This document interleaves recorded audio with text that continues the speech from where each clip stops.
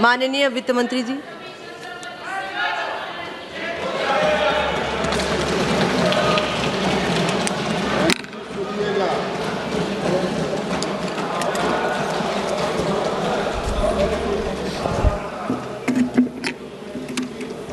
धन्यवाद madam. Budget के प्रस्ताव पर बहुत सारे मेंबर्स, ऑनरेबल मेंबर्स बात किए हैं। उन सब के हर एक विषय के ऊपर क्लैरिफिकेशन देने से पहले थोड़ा बजट के विषय पहले सामने रखना चाह रही हूँ। Sir, madam, this budget is a budget which is prepared as the first budget in the second quarter of the 21st century. इसीलिए ये बजट 2026 से लेकर के 2050 तक का बहुत सारे विषयों को इसमें जोड़ता है। Then we are also starting the new five-year cycle of the next Finance Commission, the 16th Finance Commission, which starts from 1st April 2026, and therefore the estimates are largely on the recommendations of the Finance Commission. So I'm taking care of the next 5 years as per the recommendations. Then coming to 26-27, you're looking at 1 year's budget. So in other words, this is, as Honorable Prime Minister said before the commencement of this budget session, that this is the first budget of the second quarter of 21st century, and truly it has got many of those features in it. That is why you're looking at some of the long-term investments that we are making today, which will have bearing in the long term. Whether you're talking of the Biopharma Shakti, the very thing that where we are highlighting how biosimilars will be an answer to many of those life-threatening diseases. And that takes a long time to evolve. You invest today, biosimilar arrives after several years. But India should have a lead in that, and therefore even in this budget, we've provided for research in biopharma and making sure that we will be leaders in biologics and biosimilars. The same is the spirit which guided us when we said we need to have India's Semiconductor Mission 2.0, the second edition of it. And in that, I'd like to highlight that I've spent a brief mention of investing in cutting-edge areas like carbon capture, because carbon capture is a very important means through which our 2070 net zero goal can be achieved. We have mentioned about carbon capture also. The strategy, the technology, and the ways to do it are all evolving, but even as it is evolving, we have invested in it so that we can be a leader in that. By doing these, which are somewhat leading us towards a medium and a long term, we are also continuing our push in building infrastructure. Now, it's not just roads, it's not just national highways, it's also looking at waterways so that the cost of logistics in this country can come down, and states which are very much in the hinterland, not connected to any seaport, will have the advantage of moving goods faster at a lesser cost. So we very clearly created freight corridors as part of the very exclusive land on the surface transport, but equally spending resources and planning for infrastructure through waterways, national high waterways. Even as we are doing this, Madam Deputy Speaker, emphasis on labor-intensive sectors and giving them emphasis so that not just they can have more resources to improve, but even looking at legacy industries which are waiting for rejuvenation have been funded. I'll take the example of building champions out of MSMEs, particularly the medium-sized units, which do not want to grow out of the MSME category, even though they have the capacity, even though they have every strength. But even in the last budget, we expanded the definition of MSME so that even if they go beyond a certain level in their turnover, they'll still be defined as MSME. They don't lose out on their benefits. But this budget, we've taken that a bit further and very clearly announced ways in which such medium-sized industries which have potential to grow and export and also become champions in their sectors can be given further help, and I've announced several steps towards equity help, professional help, and also making sure that they will have liquidity access. And in the process of 3 ways in which we want to reach them, we are giving them the support which, even if they will be leaders in their sectors, so that they can participate in India's growth. Is this only for industries? And is it not going to concentrate, is this budget not going to concentrate on building manpower so that our youth can aspire in a particular sphere of activity to go with skills in his hand or her hand and achieve, can aspire in a particular sphere of activity to go with skills in his hand or her hand and achieve jobs or become entrepreneurs themselves. In this, I would like to highlight 2 major announcements that we've made, in which I have not named any states. In fact, I have openly said, for creating this big facility, states can aspire, any state can aspire, going through the PM Gati Shakti filters. If you think you have a proposition in your hand, any state can ask for one of the 5 that I've announced in terms of the allied and health service, where we want to set up medical hubs. States can aspire to be a part of it, wherein all the aspects of medical education and hospitals for treatment of patients can all be focused in one area, where nurses or any other 10 different allied health services will have their institutions through which people can learn, get themselves skilled, find jobs there itself, and that will become a medical tourism hub. So any state can qualify, and I'm sure states which have traditional strength can also be coming in for it. And this includes Ayush as well. So this is a major forward-looking proposition, wherein immediately, because of the medical tourism advantage that India has, this will become a center of multi-purpose, multi-speciality allied health service center through which we can promote medical health, medical tourism.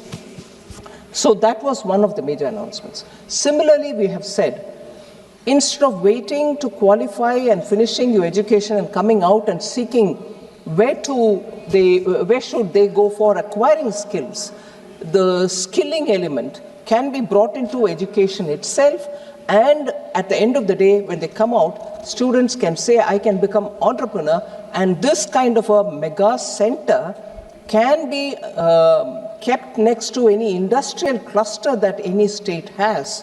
So these mega entrepreneurship building centers as education hubs can also be coming up from any state.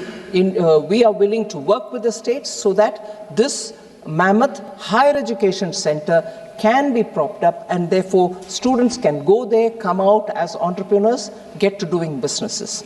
So if we've done these 2 in the major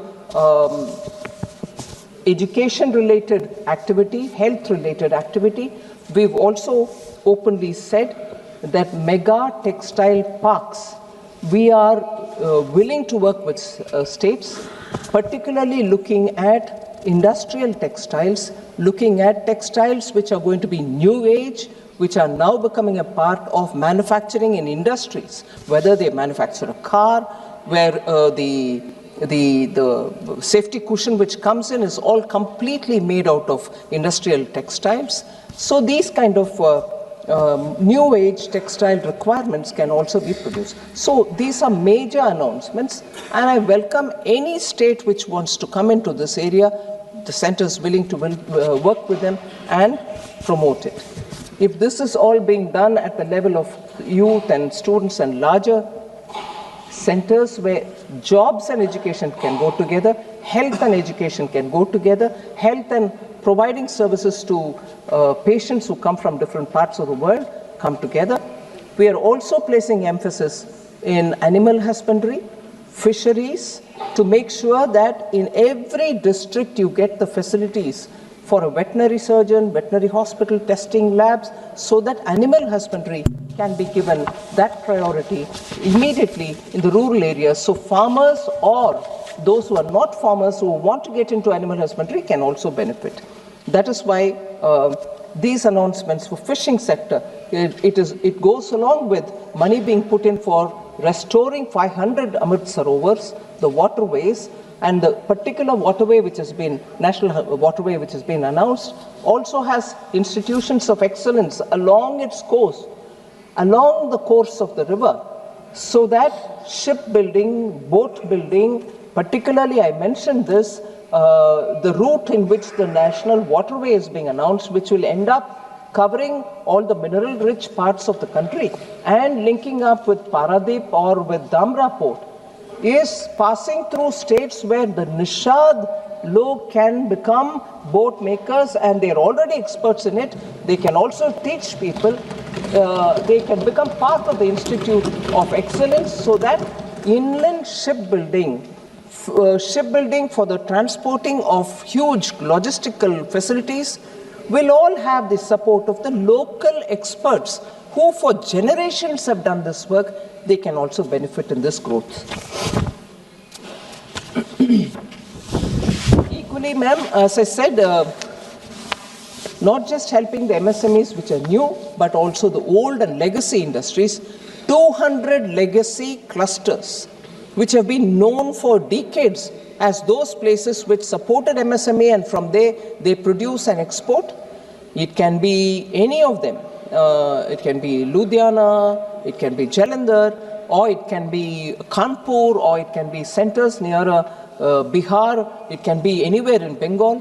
So any legacy cluster, 200, we have volunteered that it can be funded, upgraded, given the modern instruments, hardware, software that is required, we will be undertaking that.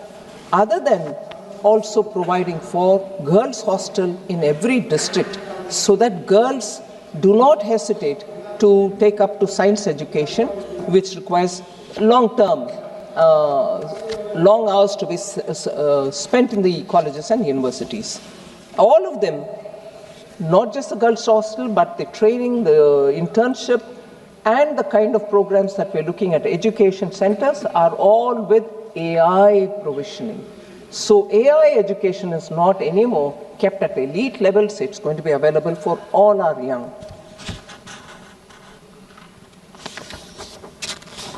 So if I very quickly move to mention the numbers, madam. Gross tax receipts are at 44.04 lakh crore in this BE. It's about 8% more than what was in BE of RE of 25-26. 3.26 lakh crores more than the RE. And if I were to look at the total expenditure, madam, for 26-27, it's at 53.47 lakh crores, so much more than what we receive as tax receipts. The capital expenditure is at 12.22 lakh crores, which is 3.1% of GDP, and also 11.5% higher than the RE 25-26. Of this, I'm glad to say, on the recommendation of finance ministers from the states who met me before the budget preparation, which is a normal calendar event which before every budget I meet up with the state finance ministers, on their recommendation and accepting their recommendation, capital expenditure grant that we grant, call it loan without interest for 50 years, which eventually would be equivalent to a grant, has been increased on their request to 2 lakh crores under SASCI, and that is very much for their capital expenditure. Many states have actually shown that some of the signature projects of their states have been completed over the years since 2021 when we have been giving them SASKI, 50 years interest-free capital expenditure, money which goes to the states.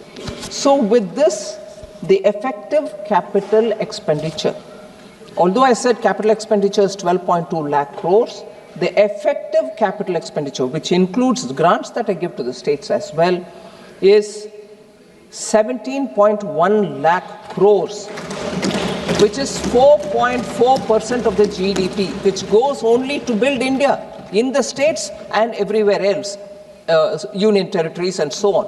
So states and union territory put together for the capital expenditure, 17.1 lakh crore is being given effectively.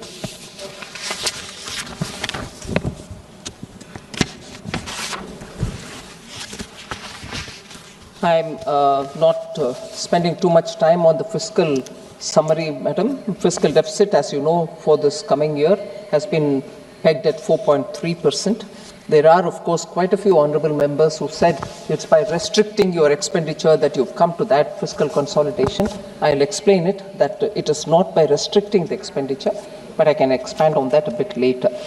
The resources transferred to the states. Often we are accused of not really transferring the 41% which the Finance Commission has recommended, that Government of India should give 41% of devolvable tax to the states. It's not 41%.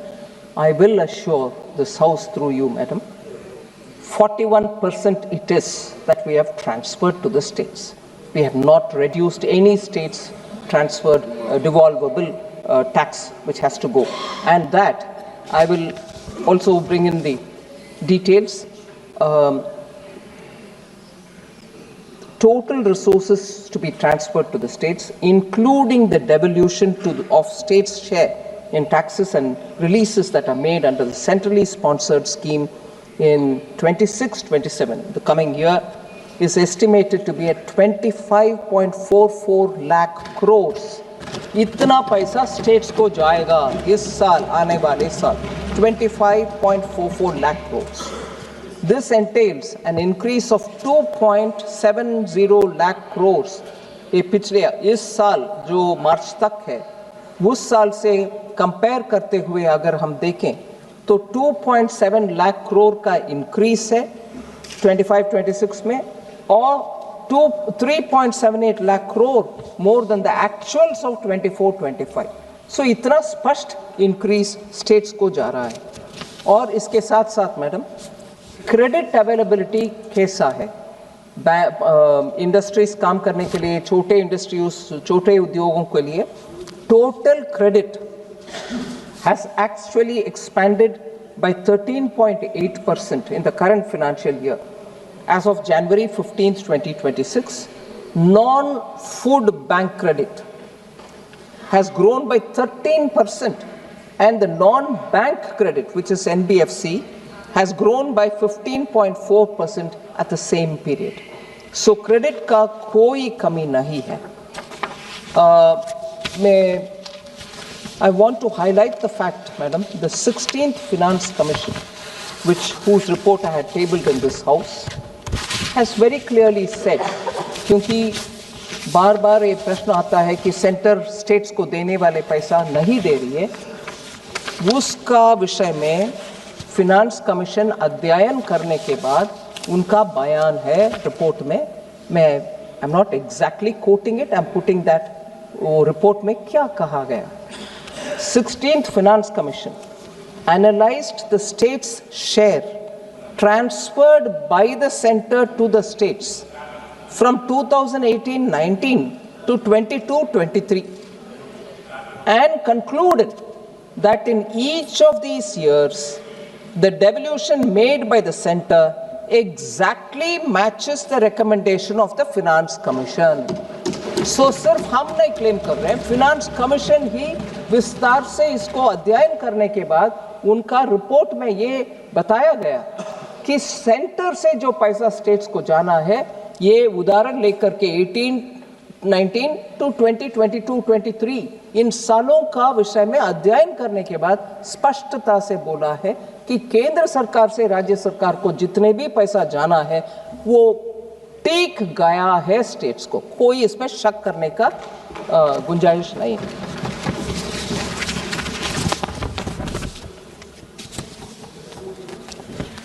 क्योंकि इस विषय में इतना स्पष्टता से मैं बात करना चाहती हूँ, थोड़ा सबको मालूम है फिर भी मैं याद दिलाना चाहती हूँ। ग्रॉस टैक्स रेवेन्यू मतलब टोटल टैक्स से जितना कलेक्ट होता है उसको ग्रॉस टैक्स रेवेन्यू कहा जाता है। वो सेसेस भी और सरचार्जेस भी उसमें शामिल होता है, वो अलग है। फिर कॉन्स्टिट्यूशन ये बताता है कि सीएजी के द्वारा ऑडिट करने के बाद नेट प्रोसीड्स क्या है, ये निर्णय करने वाले सीएजी है।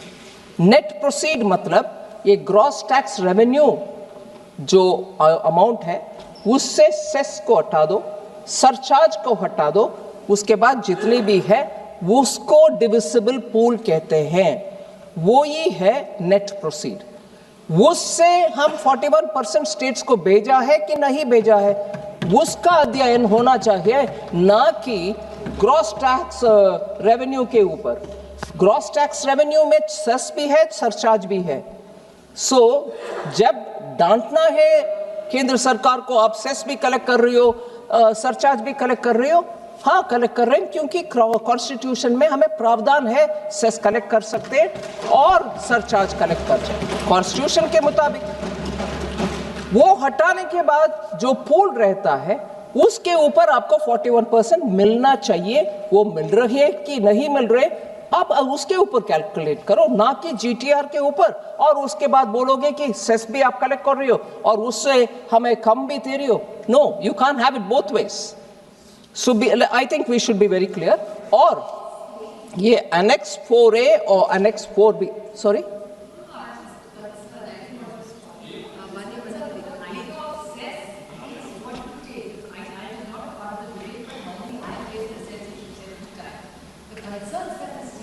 माननीय सदस्यगण, सभा की सहमति हो तो सभा की कार्रवाई माननीय वित्त मंत्री जी के भाषण की समाप्ति तक बढ़ा दी जाए। माननीय मंत्री जी, continue. There is less accountability. The CAG also has said that. So the concerns that the state raise is that if you take everything in cess, then what are the states left with? Like even the new schemes, if you keep cutting, then what will the states have? That's the limited point I think the opposition is raising. I don't think there's any allegation about it. It's just to what. There's no suffering to the states even on that score, Madam Honorable Member. I'd like to explain that as well, and I will go into the detail with that as well. Cesses and surcharges, cesses particularly are collected for a particular purpose. Health cess, education cess, road cess, इन सब में जितने भी collect होते हैं वो हमारे काम में नहीं आता है, वो स्टेट्स को जाता है उस पर्पस के लिए। स्कूल बनाओ, एजुकेशन सेस, हेल्थ सेंटर में कुछ कमी है, मशीन्स खरीद लो, उसके लिए जाता है health cess. Road cess, road बनाने में जाता है, और जितना कलेक्शन हुआ उससे ज्यादा ही हम स्टेट्स को दे रहे, वो नंबर के साथ मैं अभी बताऊं। इसीलिए सेंटर कलेक्ट करता है, ये नहीं है कि वो सेंटर ही उपयोग करता है। आखिर सेंटर के पास कोई रोड नहीं है और सेंटर के पास सिर्फ एक हॉस्पिटल है, ऐसे भी नहीं है। हॉस्पिटल हर जगह पर है, और हर जगह पर जितनी भी हॉस्पिटल है स्टेट के साथ हम शेयर करते हैं। सो सेस कलेक्ट करने के बावजूद पैसा जाता है स्टेट्स को ही।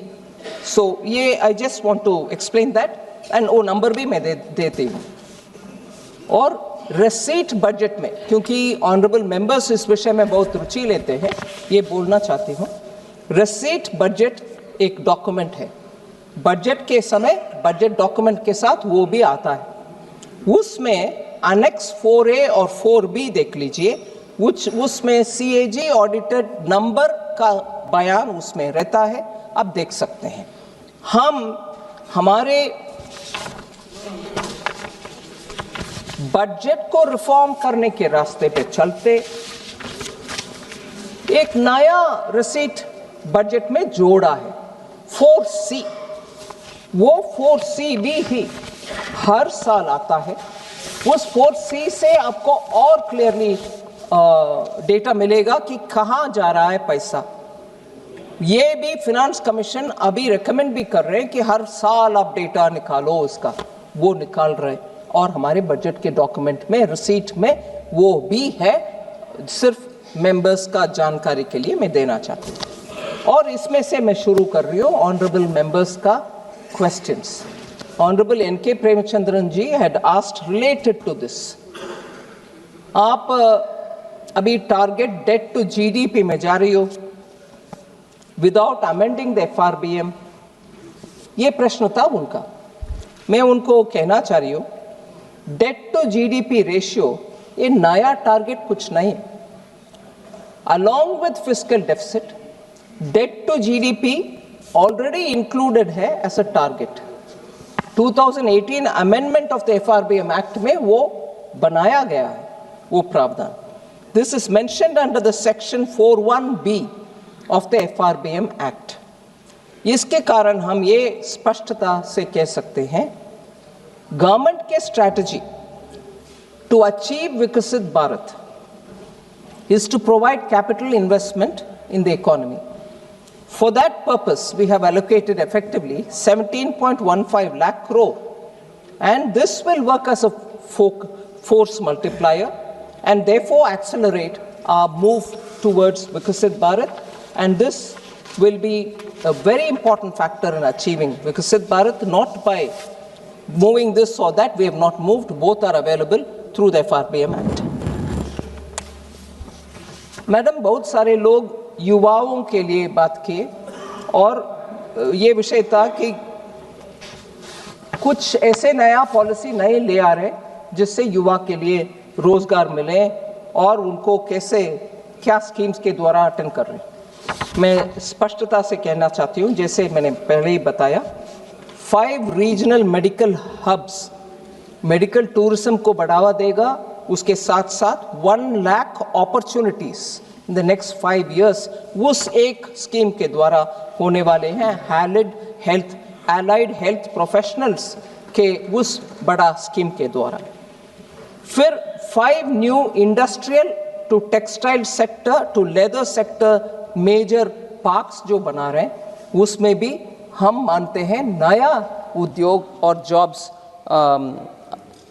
होने का संभावना क्लियरली दिखता है।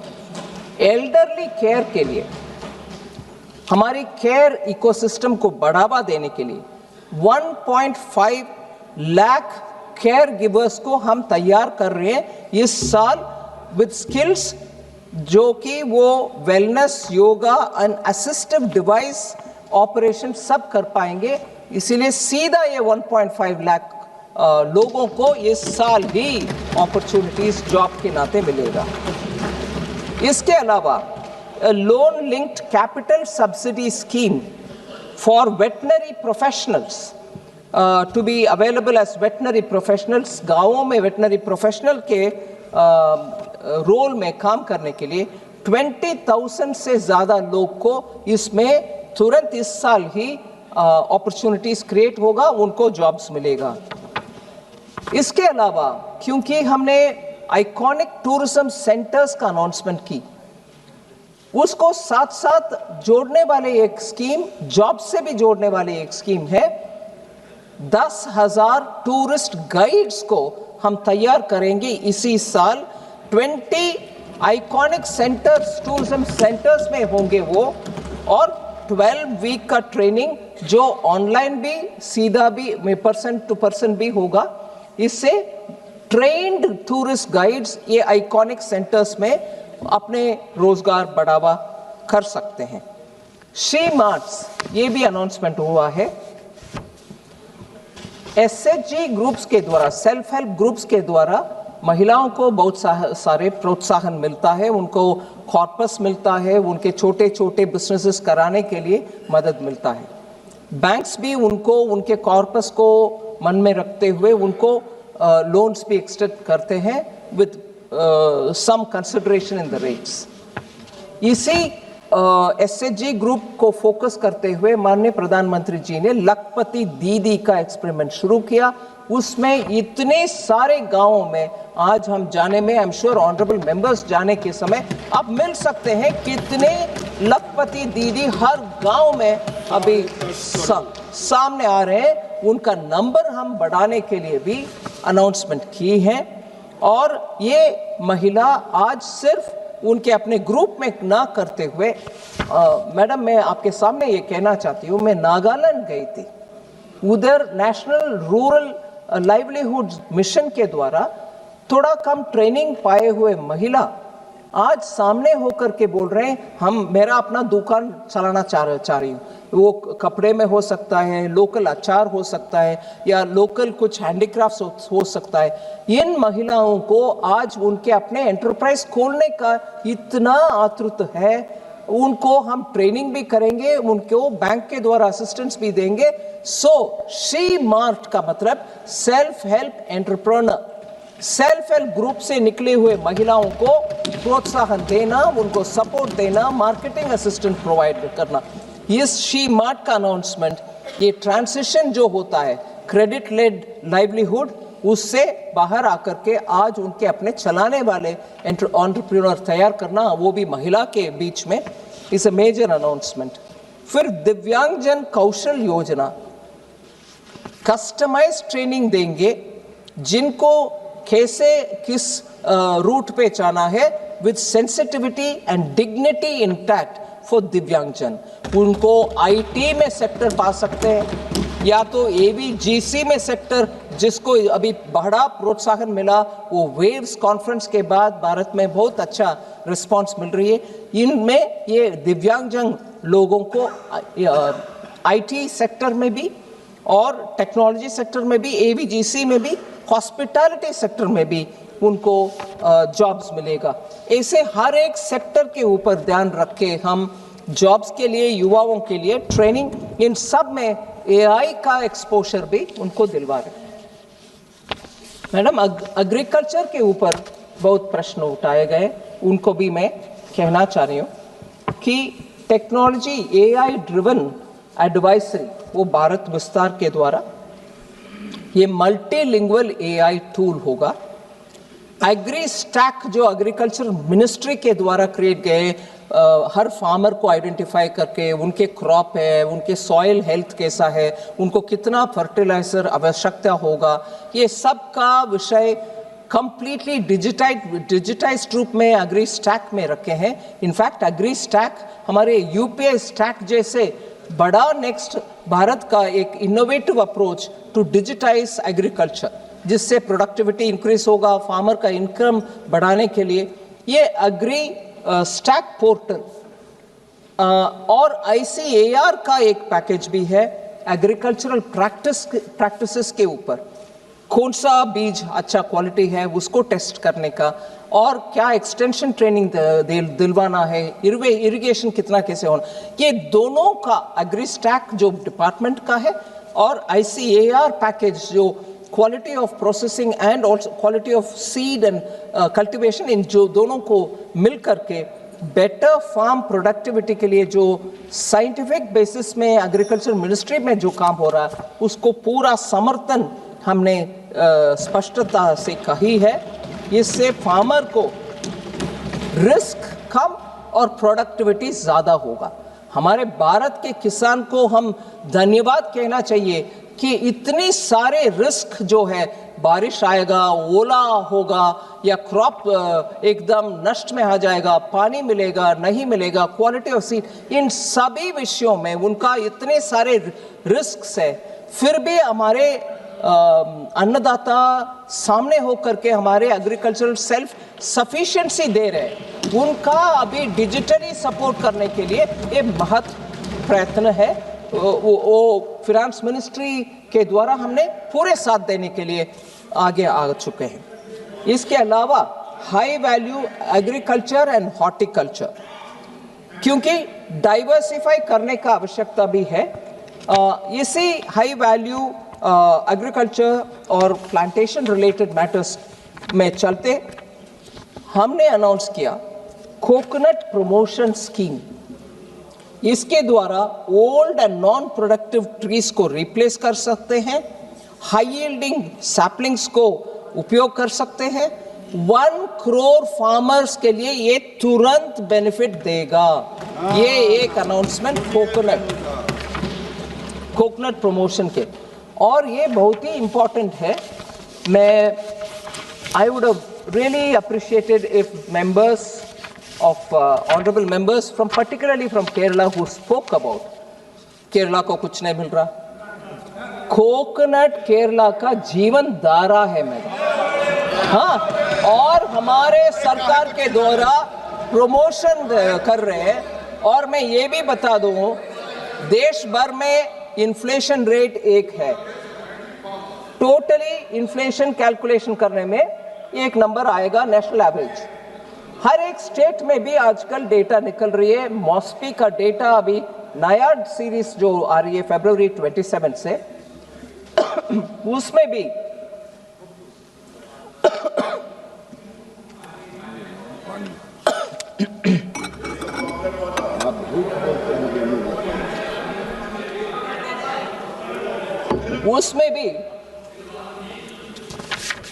स्टेट्स का इन्फ्लेशन डेटा देते हैं।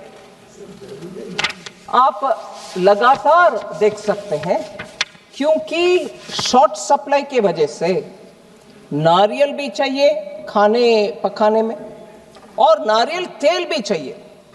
केरला के इन्फ्लेशन नंबर सिर्फ कोकोनट के किल्लत के कारण उनके इन्फ्लेशन में असर पड़ता है। भारत सरकार अभी केरल के और कोकोनट ग्रोइंग हर स्टेट में ये प्रमोशन स्कीम के द्वारा कोकोनट सप्लाई भी अच्छा रहे, कोकोनट ऑयल भी हमारे देश में खूब प्रोड्यूस हो, जिसमें स्टेट्स जो ज्यादातर कोकोनट को उपयोग करते हैं उनको डायरेक्टली बेनिफिट मिलेगा। सो फार्मर 1 करोड़ बेनिफिट करेंगे, तो कंज्यूमर भी अच्छा कोकोनट मार्केट में आने में ये सुविधा मिलेगा। और आई एम ग्लैड केरल को केरला कंज्यूमर को भी बेनिफिट मिलेगा। फिर कोकोनट ग्रोइंग बाकी स्टेट्स का भी इससे असर। दूसरा, एनके प्रेमचंद्रन जी हर साल मिलते थे मेरे से कि हमारे कैशू ग्रोवर्स के लिए कुछ करो। बाकी ऑनरेबल मेंबर्स भी मिलते थे, कुछ करो हमारे कैशू। इससे ज्यादा कॉम्प्रिहेंसिव अप्रोच लेकर के कैशू सेल्फ सफिशिएंसी हो भारत देश में, कैशू एक्सपोर्ट हो भारत देश से, कैशू का वैल्यू एडिशन हो जाओ भारत देश में ही, ऐसे कॉम्प्रिहेंसिव कैशू के लिए टोटल पैकेज, और उसका ज्यादातर I would think 70% beneficiary are in Kerala, all right also in Karnataka, Andhra Pradesh. Are honourable member from Kakinada spoke about it this morning. So Maharashtra, Goa, completely cashew industry last few years had their own difficulties. मगर इस scheme के द्वारा हमने cashew को complete support दे रहे हैं। सो इन states में थोड़ा एक्टिवली होकर के सामने आकर इसका पूरे भरपूर उपयोग करना चाहिए इस स्कीम को। ऐसे ही कोको, आज को कर्नाटका में भी बीच में इंटरक्रॉपिंग का फैसिलिटी, वो अरेका ट्रीज के बीच में कोको कल्टीवेशन हो रही है भारत देश में, उसका भी सपोर्ट हम दे रहे हैं। ऐसे ही हमारे हिमालयन हिली स्टेट्स में पाइन नट का, वॉलनट्स का, आमंड्स का प्रोत्साहन इस स्कीम के द्वारा मिलेगा। और नॉर्थ ईस्ट में पर्टिकुलरली त्रिपुरा एंड असम, ये अगर वुड उधर होता है, उसको लाइक साम्रानी, the frankincense, they use it for making agarbattis, and south east Asia में उसका बहुत बड़ा मार्केट रहता है। त्रिपुरा में मुझे मालूम है बहुत बड़ा अगर के हमारे बीजेपी सरकार आने के तुरंत बाद उधर बहुत बड़ा इनिशिएटिव हुआ करता था, वो भी इसमें से बेनिफिट होगा। लास्टली, केरला और कर्नाटका, सैंडलवुड का बेनिफिट अब तक कोई सरकार ने उसके ऊपर बात नहीं किया। मोदी जी ने उसमें डायरेक्ट मुझे आदेश दिया। भारत का कल्चर से जुड़े हुए सैंडलवुड हमारे पूजा में, हमारे घरों में रखते हैं, और सैंडलवुड को सीक्रेट मानते हैं हम। उसका कल्टीवेशन ही कम हो रहा है। मुझे सुनने में आया और डेटा भी मैंने देखा, ऑस्ट्रेलिया में आज बड़ा सा सैंडलवुड का वन वो लोग तैयार कर रहे हैं। भारत को पुनः सैंडलवुड का प्रामुख्यता समझ करके हम उसको प्रोत्साहन देना चाहते हैं। I am grateful honourable prime minister came and said you are from the south, don't you know that you are losing all the sandalwood forest. इसका अभी मुझे ये भी मालूम है, आंध्रा में नेल्लूर डिस्ट्रिक्ट में शायद एक व्यक्ति पिछले 25-30 इयर्स से सैंडलवुड कल्टीवेट कर रहा है, मगर वो घर उनका वन में नहीं है, ऑर्डिनरी लैंड में उन्होंने सैंडलवुड कल्टीवेट किया। मगर कानून ऐसे है, वो सैंडलवुड इन द फॉरेस्ट जैसे ही उसको भी हम देखते हैं, काटना नहीं है, उसको कुछ करना नहीं है, मगर बड़ा हो गया ये किसान तो उनके अपने व्यक्तिगत अनुभव के साथ उसको बढ़ाया, मगर we are not able to do anything. So कानून जब रेस्ट्रिक्टिव हो जाता है, ऐसे बड़ा जो भारत देश का संपत्ति माना जाना चाहिए, ऐसे सैंडलवुड का भी हम इस बार प्रोत्साहन दे रहे हैं। I am sure Kerala, Karnataka and states can benefit out of it. मत्स्य पालन के ऊपर 1 मिनट लेती हूं, क्योंकि बहुत सारे मेंबर्स उसके ऊपर भी बात किए।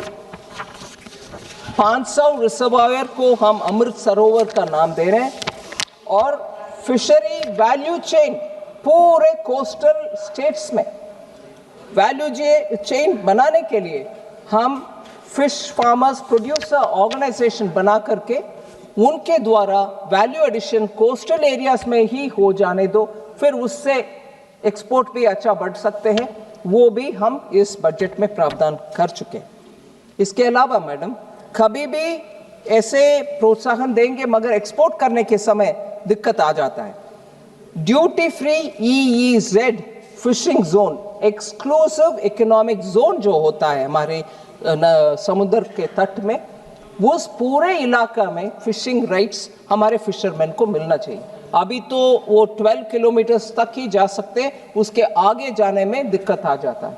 अभी हम we have amended things in such a way that they can go to the high seas also and catch fish, and that fish can be exported even from there, and every such selling will be considered as export. Processing का भी हम boost करना चाहते हैं, उसका भी import duty में कुछ चेंजेस ले आए जिससे मत्स्यकारों को बेनिफिट हो सकता है। एनिमल हस्बेंड्री मैंने ऑलरेडी रेफर कर चुकी हूँ, ज़्यादा उसमें और एक्सपैंड करना नहीं है, मगर लाइफ स्टॉक सेक्टर के लिए कैलकुलेशन जब हम करते हैं सेंट्रल एक्साइज ड्यूटी का, बायोगैस ब्लेंडेड CNG के ऊपर एक्साइज ड्यूटी जो लगाते हैं, the entire value chain, biogas value chain को हम एक्सक्लूड कर रहे हैं, उसके ऊपर कोई एक्साइज ड्यूटी नहीं होगा, जिससे सीधा किसान का बेनिफिट मिलेगा। फिर कोऑपरेटिव सेक्टर में बहुत सारे फार्मर्स काम करते हैं, उसको भी इस बजट में टैक्स में राहत दिलाए हैं, क्योंकि वो कैटल फीड उत्पादन करके उनके अपने कोऑपरेटिव सोसाइटी में देते हैं, उसके ऊपर कोई टैक्स नहीं लगेगा। ऐसे ही नेशनल फाइबर स्कीम, जिसमें सिल्क, वूल और जूट का भी हम प्रावधान दे रहे हैं, छोटे छोटे लघु उद्योग काम करते हैं उसमें। ऐसे ही आयुर्वेदा एक्सपोर्ट्स का भी फार्मर्स जो ऐसे हर्ब्स को, जड़ी बूटियों को उत्पादन करते हैं, उनके फील्ड में उगाते हैं, उनको भी लैब सेटअप करके क्वालिटी मेडिसिन तैयार करने के लिए कर रहे हैं। मैडम, एक विषय फार्मर के जब बात करते हैं, फार्मर के ऊपर विषय बात करते हैं, बजट एलोकेशन फॉर फर्टिलाइजर ज़्यादातर हम भूल जाते हैं। फर्टिलाइजर के लिए जो भारत में हम कुछ मात्रा में प्रोड्यूस करते हैं, मगर ज़्यादातर हम इंपोर्ट करते हैं। खर्च भारत सरकार उठाती है और किसान को कोई कहीं कमी ना हो, और इतने भी इंपोर्ट करो मगर किसान को कमी ना हो। उसके कारण मैडम, हमारे बजटरी एलोकेशन इस बार 1.71 लाख करोड़ है इंपोर्ट ऑफ फर्टिलाइजर्स के लिए, और डिपार्टमेंट ऑफ फर्टिलाइजर ने हमारे लिए ये सेफगार्ड करने के लिए इतना एलोकेशन कर दो ऐसे डिमांड किया। हमने पूरे उसको तुरंत मंजूरी भी दे दी है, जिससे फार्मर्स को कोई शॉर्टेज ना हो। और यूरिया सब्सिडी इंटरनेशनल मार्केट का दाम के अनुसार भी कम ज़्यादा होते हैं जी, मगर आखिर किसान को किल्लत नहीं होने देंगे हम। ये अमाउंट बार बार दिखाने में नहीं है। आप ये बात बताओ, किल्लत हुआ कि नहीं हुआ? कोई किल्लत नहीं है, कोई किल्लत नहीं है। स्टेट गवर्नमेंट जाकर के जो होर्डिंग करके बैठ रहा या प्लाईवुड इंडस्ट्री को भेज रहा, वो एक्शन लेना चाहिए। नहीं, बिल्कुल नहीं। माननीय मंत्री प्लीज। और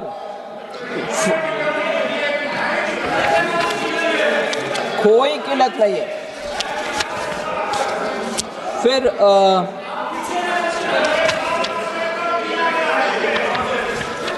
मैडम, बार बार बहुत सारे लोग मखाना बोर्ड पिछले बार आपने अनाउंस किया, क्या हो गया? अनाउंस भी किया, अमाउंट भी इंक्रीज किया, और उस मखाना बोर्ड स्कीम के लिए पिछले बार, क्योंकि उस साल ही अनाउंसमेंट हुआ, 30 करोड़ हमने प्रावधान किया बोर्ड के लिए। इस बार वो 90 करोड़ इंक्रीज हुआ है, कम नहीं हुआ। और बिहार सरकार ने जमीन भी उसके लिए एलोकेट कर चुके हैं, सो उसके ऊपर जरूर आगे बढ़ेगी काम। फिर कोई ऑनरेबल मेंबर ने हमसे पूछा कॉटन टेक्नोलॉजी मिशन और मिशन फॉर पल्सेस और mission for vegetables and fruits, क्या हो गया उसका?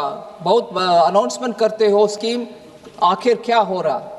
ये तीनों को हमने मर्ज कर चुके हैं, और सेंट्रली स्पॉन्सर्ड स्कीम का नाम अभी कृषि उन्नति योजना। इसके तहत ये तीनों के लिए जो पैसा उनको मिलना है वो मिलेगा।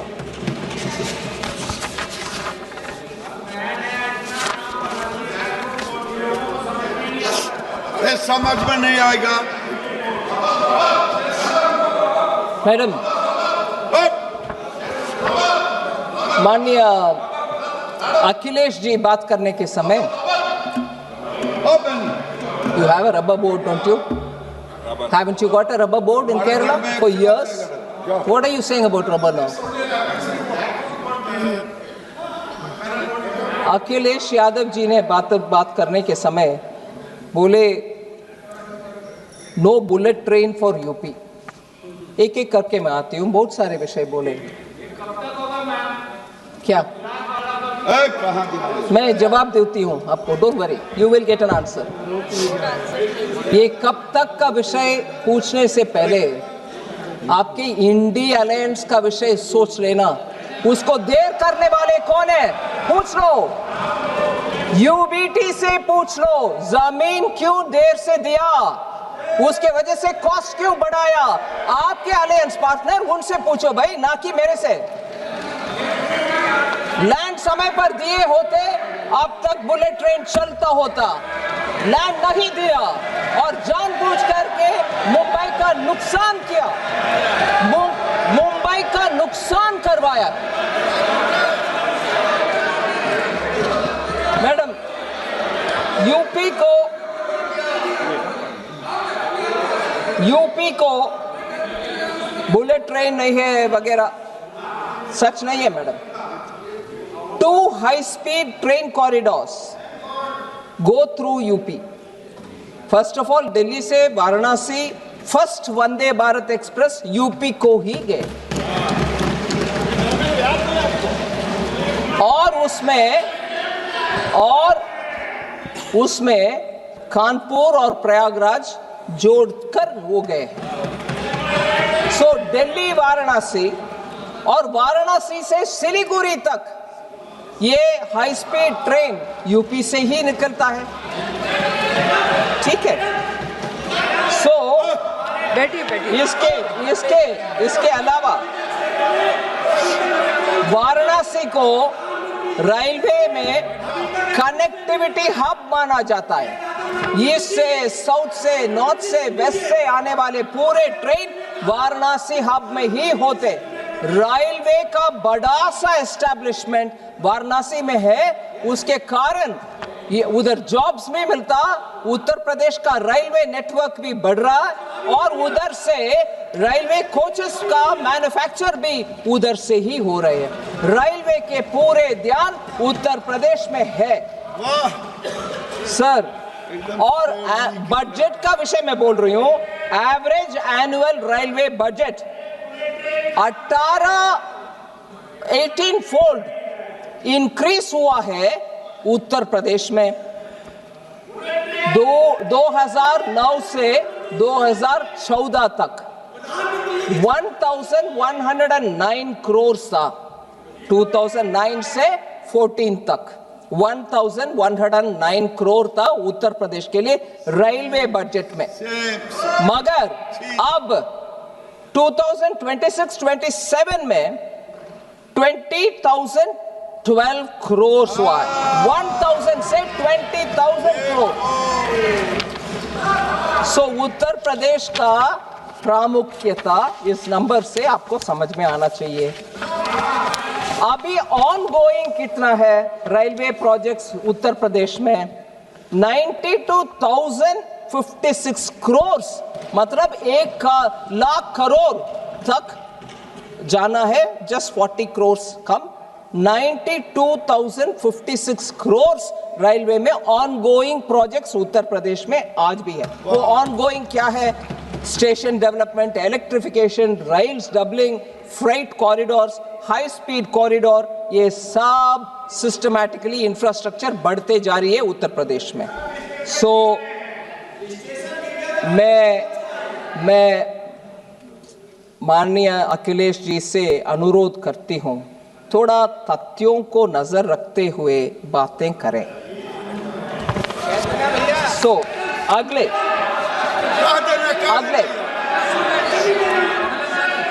प्रोफेसर सौगता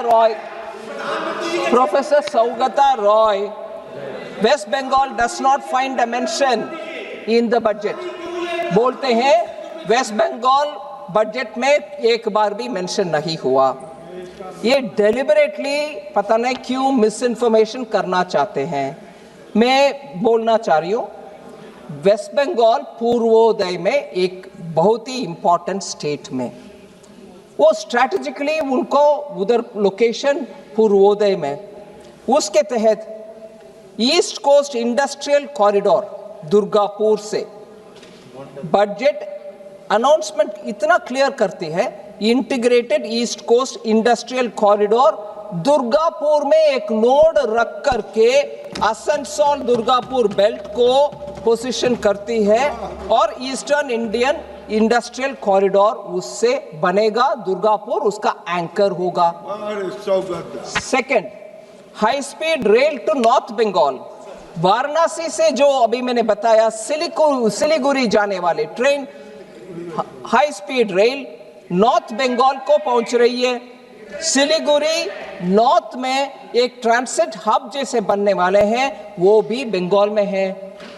तीसरा, जूट रिवाइवल के लिए हमने इतना बड़ा घोषणा की है, national fibre scheme for self reliance in jute, और बंगाल के हुगली बेल्ट में जो जूट मिल्स है उन सब में लाखों जूट फार्मर्स को उसके द्वारा उनका जीवन शैली ही गुजरता है। उनके लिए अलग से national fibre for self reliance in jute.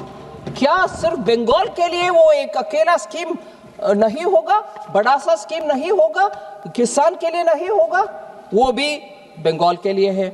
इसके अलावा leather exports, duty free imports, inputs, shoe upper का इनपुट्स का भी हमने ड्यूटी फ्री कर दिया, जिससे लेदर इंडस्ट्री में काम करने वाले बंगाल में ज्यादातर लोग पहले 6 महीने के लिए इंपोर्ट करें और 6 महीने के अंदर एक्सपोर्ट भी करना पड़ता था। अभी वो नहीं है, आप इंपोर्ट करो, पूरे 1 साल रखो और उसके बाद आराम से एक्सपोर्ट करो। ये सुविधा लेदर इंडस्ट्री में काम करने वाले के लिए इस बजट में हमने लिया है, वो बंगाल के लिए नहीं है। फिर पूर्वोदय इसमें टूरिज्म डेस्टिनेशन, ये पूर्वोदय पांचों स्टेट के लिए हर एक स्टेट में एक एक वर्ल्ड क्लास टूरिज्म डेस्टिनेशन हम बनवाएंगे, इसका अनाउंसमेंट भी हुआ। वेस्ट बंगाल उनके अपने चुने हुए कुछ क्षेत्र को ऐसे हाईलाइट बना सकते हैं, वो अपने स्टेट के इच्छा के अनुसार वो कर सकते हैं, वो भी उनके लिए। ऐसे ही जंगल महल एरिया में जो बीड़ी बनाने के लिए तेंदू लीफ निकालते हैं फॉरेस्ट से, उस तेंदू लीफ के ऊपर TCS हम कलेक्ट करते थे, उसको 5% से 2% को कम करवाया इस बजट में। उसके बेनिफिट सीधा बंकुरा, पुरुलिया और मिदनापुर में जो काम करते हैं, फॉरेस्ट में जाकर के तेंदू पत्ता ले आकर के बीड़ी वर्कर को देते हैं, उनको सीधा मिलेगा। ये सब बंगाल के लिए नहीं है क्या? बंगाल का मेंशन नहीं हुआ, ऐसे आरोप लगा रहे, वो गलत आरोप है। फिर और मैं ये कहना चाह रही हूं, हमने केमिकल पार्क का अनाउंसमेंट किया और वो केमिकल पार्क को चैलेंज मोड में ले आने के लिए क्या बंगाल अपने साहस दिखा नहीं सकते कि जहां उनका हल्दिया पेट्रोकेमिकल यूनिट के बगल में केमिकल पार्क अगर बनना चाहते हैं, हमने तो 3 केमिकल पार्क अनाउंस किए बिना स्टेट का नाम लेते हुए। बंगाल सामने आने दो, केमिकल पार्क बनने के लिए वो भी सेंटर के साथ काम करें। बंगाल के जनता के हित में ये कर नहीं सकते हैं, मगर ना, बंगाल के लिए कुछ नहीं दिया। फिर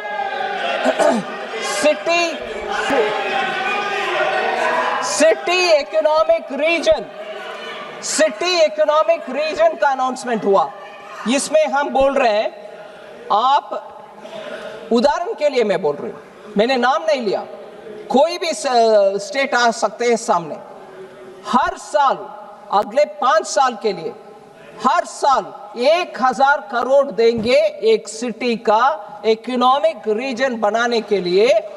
क्यों? कोलकाता, हावड़ा, आसनसोल, दुर्गापुर उसमें शामिल हो सकते हैं। 5000 करोड़ लो 5 साल के लिए, कौन रोक रहा भाई आपको? नहीं, हम गुस्से में हर बार सुप्रीम कोर्ट तक जाएंगे, सेंट्रल गवर्नमेंट हमारे खिलाफ है और डांट खाएंगे उधर, सुप्रीम कोर्ट में डांट खाओगे, मगर एक्सेप्ट नहीं करोगे, सेंटर आपको हेल्प कर रहा है। ये सिटी इकोनॉमिक रीजन क्यों नहीं कर सकते? नहीं, हम सब हाथ में दे, फिर भी केंद्र सरकार के ऊपर डांट पड़ते होना चाहिए।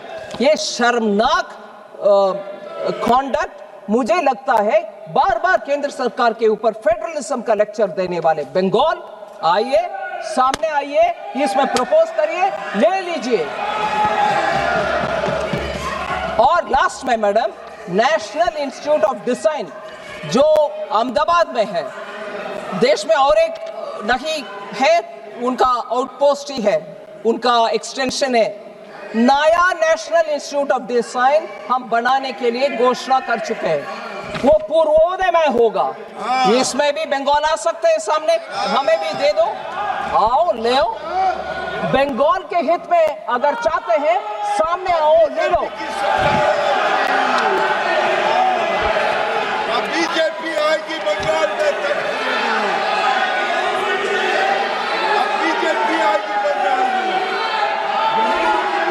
मैडम, एक और विषय मैंने बहुत ही ध्यान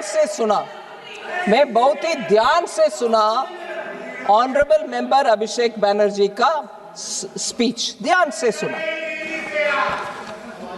अभिषेक बैनर्जी का स्पीच मैंने ध्यान से सुना, मगर मुझे दुख लग रहा है कि इस सदन में आकर के सदन के हर मेंबर को मालूम है ऐसे जानकारी को तोड़ मडोड़ करके अनट्रूथ, एकदम गलत बयान। जीएसटी, अब सुन लो भैया, सुन लो, जीएसटी इतना क्या बोलते हैं, चमकदार और वेरी अट्रैक्टिव वे में वो बोलते हैं, एक बंदा अगर जन्म से टैक्स पे करता है, जन्म लेते हुए ही दूध के ऊपर टैक्स है, डायपर के ऊपर टैक्स है, फिर स्कूल में जाता है नोटबुक के ऊपर टैक्स है, फिर हॉस्पिटल में जाता है उसमें टैक्स है। कहां से निकाल रहे हैं जी ये सब? मैं बोल रही हूं 2017 जब जीएसटी इंट्रोडक्शन हुआ तब से ही दूध के ऊपर टैक्स नहीं है जीएसटी। ये कहां से ले आ रहे हैं जी? एक इस हाउस को I don't know if it is the right word, बेवकूफ बनाने के लिए उनका भाषण है। मिल्क के ऊपर कोई टैक्स नहीं है जीएसटी, एजुकेशन के ऊपर कोई टैक्स नहीं है, जीएसटी इफेक्टिवली एग्जेम्प्ट है, जीरो है। Pre school to higher secondary education ये सब जीएसटी से मुफ्त। Education leading to recognised qualification जहां है वहां भी जीएसटी नहीं है। बुक्स, नोटबुक्स, टेक्स्ट बुक्स सब जीरो है जीएसटी। ये सब जुलाई 2017 से ही, ये नेक्स्ट जनरेशन जो सितंबर 2025 में आया उसमें और सुधार हुआ है। एंड देयरफॉर एसेंशियल, और ये भी पेंसिल, शार्पनर, रबर, इतना आई मीन मुझे लग रहा है कि how can you go on saying like this untruth. ये टीएमसी का भी जीरो आने वाला है, टीएमसी का भी जीरो आएगा, जीरो। और पेंसिल, शार्पनर, मैं स्पष्ट करने के लिए बोल रही हूं मैडम आपको, ये आप आराम से सुनिए ना, आप सुनिए madam. Pencil, sharpener, eraser, exercise book, notebooks, maps सब जीरो है। सो ये कहां से निकल कर डेटा ले आ रहे पता नहीं। हेल्थ केयर सर्विसेज सितंबर 2025 से इधर बहुत चर्चा हुआ मानसून सेशन के समय, उसके बाद हेल्थ में मैं जीएसटी काउंसिल को धन्यवाद कहना चाह रही हूं, सभी मंत्रीगण उसमें सहमत थे। जीएसटी रेट ट्रीटमेंट, डायग्नोसिस और केयर के लिए जीरो है, टोटली एग्जेम्प्ट है since 1 July 2017। Health and life insurance अभी वो भी जीरो को आ गया प्रीमियम के ऊपर। फिर पता नहीं कहां से बोल रहे हैं। फिर मुझे बहुत ही दुख लगा, और ये विषय हम सबको दुखदायक बनाने वाले विषय, और इसमें एक बार नहीं दो बार नहीं मैडम, आप शांति से बैठो madam. Honourable chair, honourable member Abhishek Banerjee ने 2 बार एक विषय जिक्र किया, मुझे बहुत दुख लगा। हम सबको दुख लगेगा। आदमी मरने के बाद भी जीएसटी है, अगरबत्ती चलाना हो तो भी जीएसटी है। ये बयान उनसे मैंने सुना और मुझे बहुत दुख लग रहा। जीएसटी फ्यूनरल सर्विसेज के ऊपर कभी नहीं था, जीरो। ये कट मनी का बात कर रहे हैं, बंगाल में लेते हैं। हाँ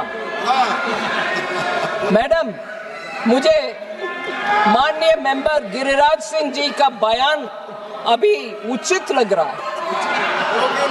शायद बंगाल में कट मनी सिंडिकेट ले रहा होगा डेथ के ऊपर, उसके कारण वो बोल रहे हैं वो जीएसटी है। वो जीएसटी नहीं, टीएमसी का कट सिंडिकेट, टीएमसी का सिंडिकेट ले रहा है।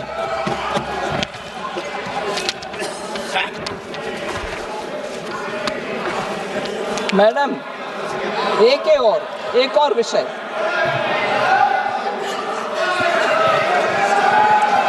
हर विषय में don't worry, I will say that equally आई से स्टेट गवर्नमेंट में रोड लेवीज लगाते हैं बंगाल में,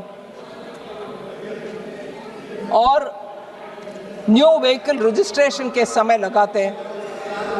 अगर बंगाल के नागरिक के ऊपर इतना उनके मन में पीड़ा है कि जीएसटी लेके जा रहे हैं सब में, वो स्टेट लेवल टैक्स क्यों लगाना है? बंगाल के जनता के लिए मुफ्त दे दो, वो नहीं करते हैं। मगर जीएसटी से पैसा भी आना चाहिए, दोष भी लगाना चाहिए।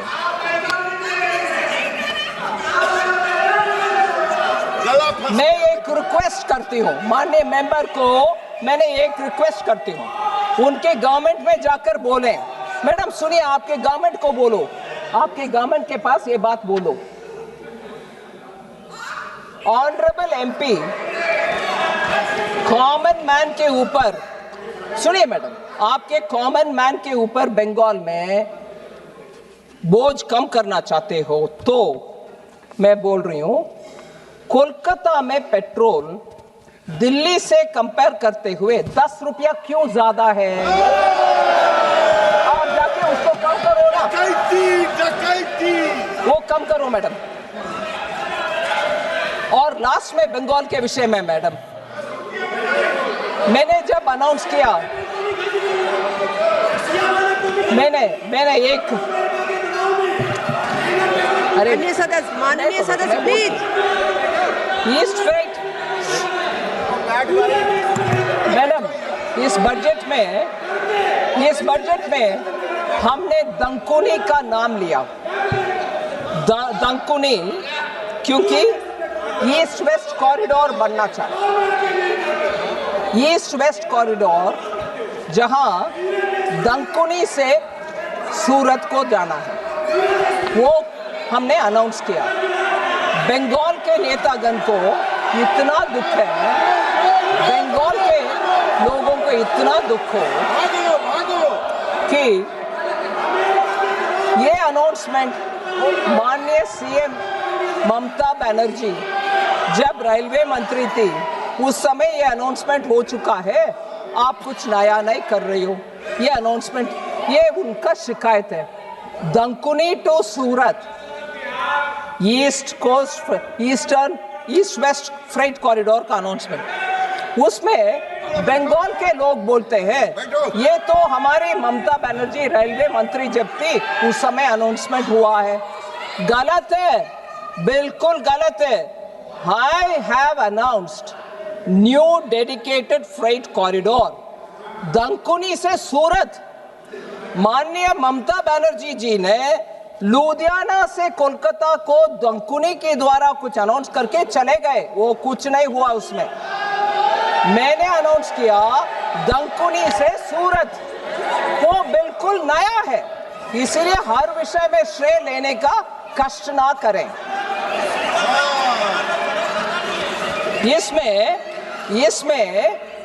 इसमें एक विषय में हाउस के ध्यान ले आना चाह रही हूं।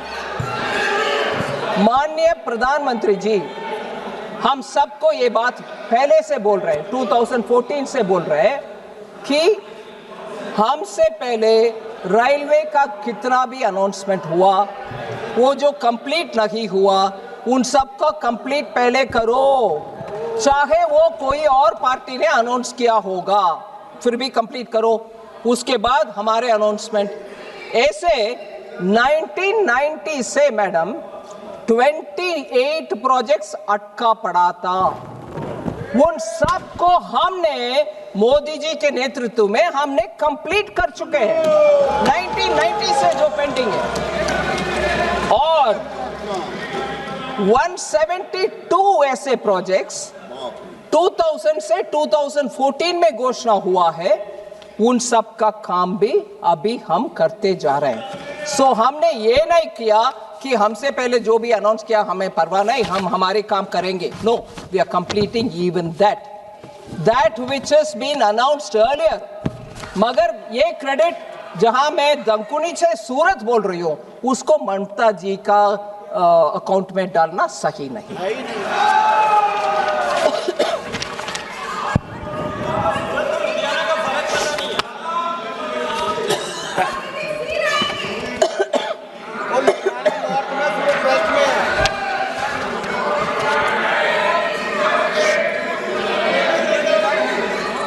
एक और बात माननीय अभिषेक बैनर्जी का विषय में, वो बोले हैं हम आई कम फ्रॉम अ भारत। करके बहुत सारे विषय बोले। मैं हर एक विषय के ऊपर नहीं कमेंट करना चाहती हूँ, मगर एक लाइन था बहुत ही सुई जैसे, like sharp needle, survival is becoming luxury, और ऐसे कुछ शब्द उपयोग किए। Survival is actually becoming a दिक्कत। मैं बोलना चाह रही हूँ मैडम, पर्टिकुलरली को महिला, उनका कॉन्टेक्स्ट होता। अक्टूबर 2025 में MBBS स्टूडेंट ओडिशा से जो बंगाल में पढ़ रही थी दुर्गापुर में, उनका गैंग रेप हुआ। फिर लीगल प्रोसेस के द्वारा वो झगड़ा करके फरवरी 2026 तक आई। फिर अक्टूबर 2025 में ऑनरेबल चीफ मिनिस्टर पब्लिकली बोल रहे हैं, 2025 में माननीय चीफ मिनिस्टर एक महिला होते हुए, अब सुनिए मैडम, महिला होते हुए भी माननीय चीफ मिनिस्टर बोल रहे हैं अगर महिला गर्ल हो, एस्पेशली गर्ल चाइल्ड, रात्रि के समय बाहर नहीं आना। They should not be allowed to come outside the house. आपके लॉ एंड ऑर्डर को इंप्रूव नहीं कर रही हो, मगर महिला के ऊपर दोष डालते जा रही हो। और आपको he said it. कोलकाता में ही 24 he spoke at that time. Where were you at that time? Sir, if a friend rapes you, कौन क्या कर सकता है? एक बयान हमारा मेंबर ऑफ पार्लियामेंट ने बता रहे कोलकाता के रेप के ऊपर। What can be done if a friend rapes you? महिला के सुरक्षा के विषय में अभिषेक बैनर्जी जी बता रहे हमारे स्टेट से कानून बनाया, उसको गवर्नर को भेजे, गवर्नर राष्ट्रपति को भेजे, हमें क्लियरेंस नहीं मिल रहा। स्टेट का हालात ये है और कानून क्लियर नहीं हो रहा। कानून से सब कुछ हो जाएगा। कालीगंज में जून 2025 में बॉम्ब ब्लास्ट में एक बच्ची मारा गया, टीएमसी लीडर उसको अरेस्ट भी हुआ। मेदिनीपुर में टीएमसी लीडर का अरेस्ट हुआ बॉम्ब के वजह से। बंगाल में बॉम्ब चलता है, कानून नहीं चलता। और लास्ट में मैं बता रहा हूं, एनसीआरबी का data, national crime research bureau का डेटा, कन्विक्शन रेट क्राइम का, इसमें 35 रैंक में है, 36 स्टेट्स का लिस्ट में 35th रैंक में है बंगाल। और हमारे ऊपर शिकायत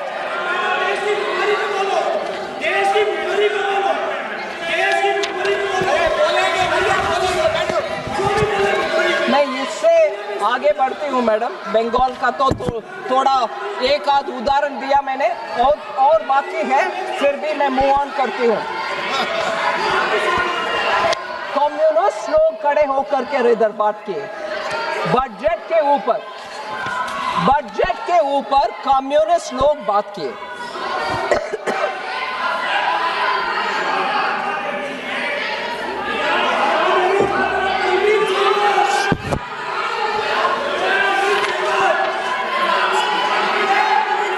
हमें कुछ भी नहीं मिलता, केरल में कुछ नहीं मिलता। कम्युनिस्ट लोग जहां भी सरकार में थे मैडम, उधर के आर्थिक व्यवस्था इतना नीचे चले जाता है, कोई इन्वेस्टमेंट जाता नहीं है उधर। केरल में एक इंडस्ट्री ग्रुप 3,500 करोड़ का इन्वेस्टमेंट को उधर से हटाया और चले गए दूसरे में। इंडस्ट्री को अट्रैक्ट करने के लिए हर एक स्टेट मेहनत करती है, मगर हम देख रहे कम्युनिस्ट लोग का उनके अपने समय पर कोई उनका खर्चे नहीं है इंडस्ट्री बिल्डअप करने के लिए, ठीक है। So gross fixed capital formation decline हो रही है केरल में और बंगाल में और तमिलनाडु में। कोऑपरेटिव सोसाइटी जिसके द्वारा बहुत सारे बिजनेस होता है, उसमें भी सीपीएम के कारण बहुत सारे cooperative society 399 cooperative societies fraud declare हो चुके हैं केरला में। 125 पॉलिटिकल मर्डर्स हुआ है। 30 killings happened during the current CM's time. Kerala के विषय बोल रही हूँ। I am talking about Kerala. Go hear it. Vulnerable sections, madam, जो ट्राइबल लोग होते हैं, SC लोग होते हैं, highest IPC crime rate in India of 661 per lakh population according to NCRB data is from Kerala. और scheduled tribes में 35.5 पर लाख पॉपुलेशन में ST लोग के ऊपर क्राइम होता है केरल में, NCRB डेटा है। और ऐसे ही अट्रॉसिटी अगेंस्ट ST 6.2% इंक्रीज हुआ है केरल में। और केरला असेंबली में ही बताया गया कि SC के ऊपर 1.2% इंक्रीज हुआ। सो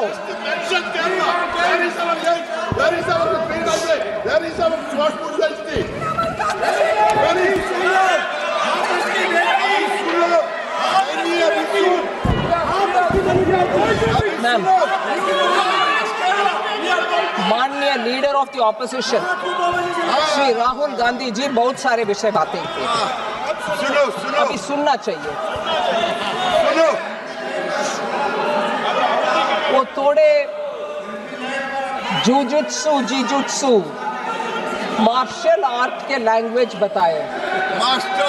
हाँ, ग्रिप, कंट्रोल, ग्रिप बहुत बताए ग्रिप के ऊपर। और ये भी बताए, इतने भी बताए कि चेयर में बैठे हुए हमारे जगदम्बिका पाल जी को हम आपको रिस्पेक्ट करते हैं, आप आखिर हमारी पार्टी वाला है वगैरह, वो भी बताए। ठीक है जी। बिट्टू को गद्दार का, बट उन्हीं के पार्टी से बाहर आए हुए बिट्टू को ट्रेटर बताया। ये एक चेयर में बैठे हुए दोस्त है, हमारे बिट्टू ट्रेटर हो गए। सो ऐसे कहने वाले लीडर ऑफ द ऑपोजिशन बहुत सारे विषय बताए, उनको मैं जरूर एक पॉइंट पे जरूर आंसर करना चाहता हूं। मैं वो सही एक विषय उठाए। Please listen, I am talking about LOP. Listen, you will be keen to know. अबोध बालक। नहीं, Suresh, you're not wanting to listen on LOP? कोड़ी कुंडल Suresh, माननीय मंत्री जी, LOP, माननीय मंत्री जी, माननीय मंत्री प्लीज। AI और डेटा के ऊपर बहुत चिंता व्यक्त की कि भारत के डेटा विदेश में चली जा रहे हैं। सही नहीं है, क्योंकि हम इंसेंटिवाइज कर रहे हैं डेटा सेंटर्स को, जिससे भारत देश में डेटा रहे और भारत के युवा को जॉब्स मिले। उसके लिए हम कर रहे हैं डेटा सेंटर के लिए प्रावधान, और उसको बिना समझे ये बोल रहे डेटा आप विदेश का कंपनी को दे रही हो। हमारे यहाँ क्या होगा?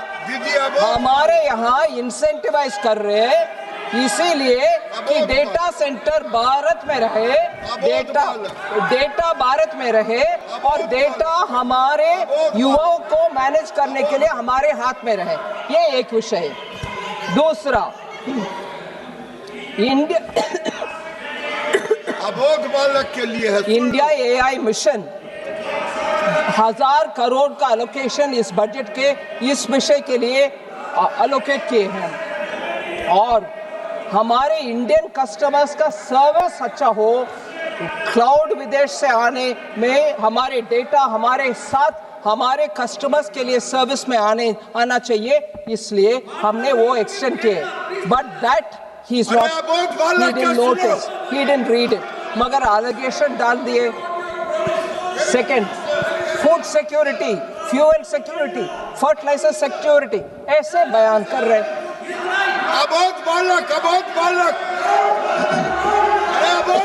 पर सुनो।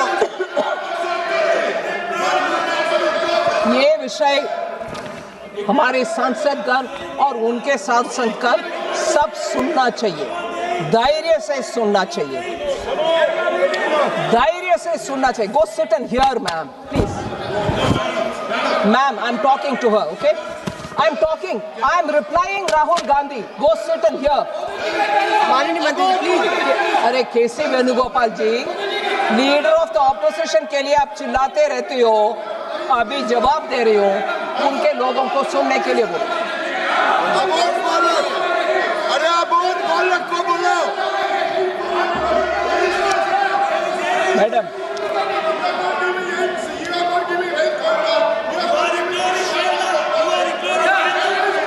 फूड सिक्योरिटी वैल्यू एडिशन के ऊपर बात कर रहे हैं। I want to tell him, total food subsidy के लिए 2.27 लाख करोड़ बजट में एलोकेशन हुआ है फूड सिक्योरिटी के लिए, और 80 करोड़ लोगों को अभी भी हम जारी रख रहे हैं फ्री फूड।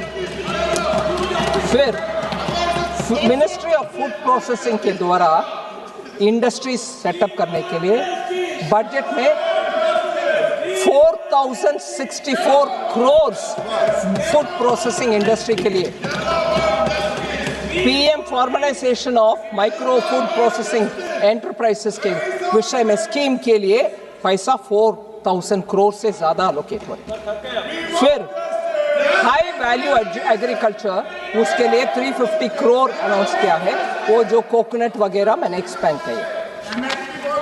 फूड इन्फ्लेशन सबसे लोअर रेट में है, जबकि यूपीए के समय फूड इन्फ्लेशन डबल डिजिट में था, 10%, 11%, अभी तो वो नीचे आकर के 2% से कम है फूड इन्फ्लेशन।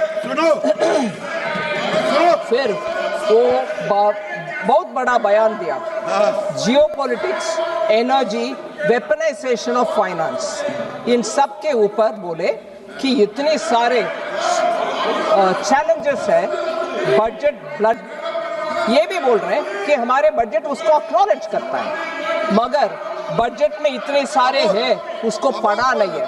क्या क्या है मैडम? इकोनॉमिक स्टेबलाइजेशन फंड जो 50,000 crore, economic stabilisation fund 50,000 crore का अनाउंसमेंट हुआ है। अनएंटिसिपेटेड, अनएक्सपेक्टेड अगर चैलेंज होता है उस पैसा को उपयोग कर सकते। ये 25-26 में ही अनाउंस हो चुका है, वो पैसा है, उनको उसका ध्यान नहीं है। Technology security fund 9,800 crore to counter weaponisation of technology and finance हमने अलॉट कर चुके हैं, वो उसको भी उनका जानकारी नहीं है, पढ़ा नहीं है। अबोध बालक। एनर्जी सिक्योरिटी, रेयर अर्थ के लिए भारत तैयार रहना चाहिए, माइक्रोचिप्स हम बनाना चाहिए, इसके ऊपर इतना चिंता व्यक्त करने वाला है लीडर ऑफ द ऑपोजिशन, ये भी पढ़ा नहीं है कि एनर्जी सिक्योरिटी के लिए हमने critical to insulate India from weaponization of energy matters. The budget pushes for autonomy in critical minerals. Customs duty का exemption हुआ, न्यूक्लियर पावर के लिए 2,500 करोड़ अलॉट हुआ, and national green hydrogen mission के लिए 600 करोड़ अलॉट हुआ। बजट को पढ़ा नहीं है, आ गए हमारे लीडर ऑफ द ऑपोजिशन बात करने के लिए। फिर बजट में ये भी कहा कि SEZ मैन्युफैक्चरिंग यूनिट्स इम्पैक्ट हुआ है ये टैरिफ वगैरह के कारण, उनको डोमेस्टिक एरिया में सेल करने के लिए हमने प्रावधान किया कस्टम्स ड्यूटी को छूट दिया सो दैट वो यूनिट्स बच पाएंगे। फिर कॉम्पिटिटिवनेस इंक्रीज करने के लिए, ट्रस्ट बेस्ड गवर्नेंस ले आने के लिए कस्टम्स में इतने प्रावधान किए। फिर सपोर्ट करने के लिए एमएसएमई और आर्टिसान्स को 10 lakh value cap on courier export, courier के द्वारा जो एक्सपोर्ट होता है उसको भी हमने कैप हटा दिया, जिससे हमारे छोटे छोटे उद्योग बाहर एक्सपोर्ट करने में सुविधा हो। फिर ये क्लियरेंस करने के लिए डिजिटल एक ही प्लेटफॉर्म बनाया, जिससे इंपोर्ट भी एक्सपोर्ट भी एक ही विंडो के द्वारा हो सकते हैं। ये कुछ नहीं पड़ा, आ गए हमें लेक्चर करने के लिए हमारे देश का इनसिक्योरिटी, ये सब है बजट में, पढ़ा कि नहीं है? फिर ये जरूर सुनना चाहिए, कांग्रेस के लोग इसको सुनने में क्षमता रखना चाहिए। They should have the strength to listen to this. Bharat को सेल कर रहे, भारत फार्मर को सेल कर रहे, मोदी जी सरेंडर कर दिया। मोदी जी किसी देश का हित का विषय में सामने खड़े होकर के बात करेंगे, देश के हित में काम करेंगे, मगर देश को बेचने वाले कौन है? Who has sold? I tell you who has sold. 2013 में वर्ल्ड ट्रेड ऑर्गेनाइजेशन WTO में जाकर के बाली में कांग्रेस ने एक समझौता करके आए। वो दो ही विषय था, ट्रेड फैसिलिटेशन एक था, दूसरा विषय public stock holding of grains था। Public stock holding of grains के ऊपर भारत के हित में कुछ ना करते हुए ट्रेड फैसिलिटेशन के ऊपर साइन करके आ गए थे। इसका मतलब था 2017 जनवरी से भारत देश में कोई किसान से प्रोक्योरमेंट हो नहीं सकता है, और हम रेशन के दुकान से गरीब लोगों को कुछ भी दे नहीं सकते हैं। मतलब रेशन का कोई भी चीज जा नहीं सकते। वर्ल्ड ट्रेड ऑर्गेनाइजेशन का बाली के मीट में जाकर के समझौता करने वाले ये लोग हैं। हमारे किसान से एमएसपी दे करके कोई प्रोक्योरमेंट कर नहीं सकते थे। अगर मोदी जी 2014 में आकर के WTO के ऊपर हार प्रकारा, we fought for it and got peace clause so that we can think of the country also, man. This country 2017 से PDS डिस्ट्रीब्यूशन कर नहीं सकते थे, गरीब को रेशन दे नहीं सकते थे, देश को, गरीब को, किसान को बेचने वाले ये लोग हैं। ये सरेंडर करके आए हैं, WTO में जाकर के पूरे सरेंडर करके आए हैं ये लोग। और भारत देश का हमारे प्रधानमंत्री जी के ऊपर ये आरोप लगा रहे LOP, उनको कोई नैतिक अधिकार बनता नहीं है। 2017 के अंदर पीस क्लॉज WTO में लेकर आए मोदी जी। इसके वजह से कोविड के समय हम सब लोग को रेशन दे पाए और किसान से आज भी प्रोक्योरमेंट हो रही है। नहीं तो कांग्रेस के साथ चलते हुए हमारे देश का किसान सड़क पर आ जाते। ये सेल करने वाले लोग हैं, ये भारत का किसान को बेचने वाले लोग हैं, ये हमारे गरीब को बेचने वाले लोग हैं। मैडम, लास्ट में एक और विषय, नहीं पाकिस्तान के साथ भारत को जोड़ने दे दिया और यूएस एडमिनिस्ट्रेशन के साथ डील करने के समय आप पाकिस्तान के साथ भारत को जोड़ने क्यों दिया? और ये कहकर लीडर ऑफ द ऑपोजिशन हमें सजेशंस दे रहे हैं नेगोशिएशन कैसे करना है।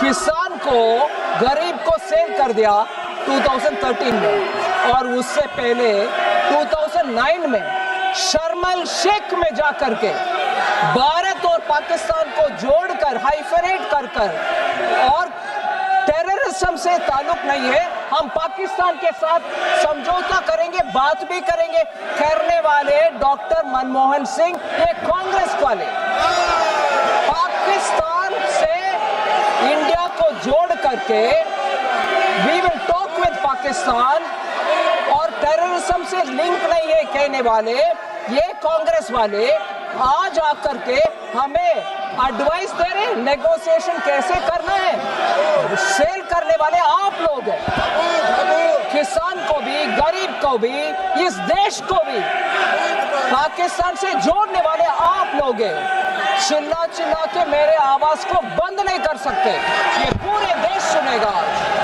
ये पूरे देश सुनेगा। आप आकर के इधर हमें एडवाइस दे रही हो। यस, किरण रिजिजू ने सही कहा, भारत को बेचने वाले कोई माय की लाडला अभी तक जन्म नहीं हुआ, मोदी जी कभी नहीं करेंगे। Thank you madam.